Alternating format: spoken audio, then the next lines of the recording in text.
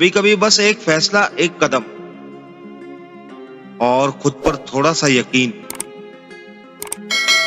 जिंदगी बदलने के लिए काफी होता है। दूसरों से नहीं, खुद से मुकाबला करें और हर दिन को बेहतर बनाएं। जिंदगी बहुत खूबसूरत है। इससे भी खूबसूरत वो लोग हैं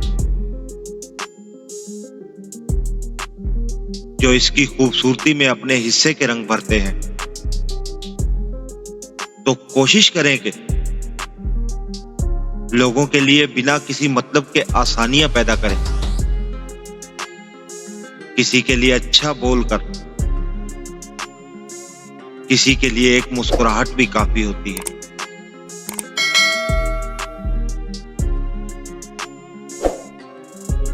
लोगों का एहतराम करना इस बात का मतलब नहीं कि तुम्हें इनकी जरूरत है। ये तुम्हारा इखलाक है, चाहे वो इसके लायक ना भी हो।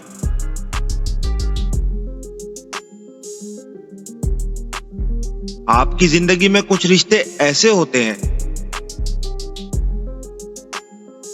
जिनके नाम नहीं मकाम होते हैं। अगर कोई एक दफा इस मकाम से गिर जाए तो वापस वहां खड़ा नहीं हो सकता।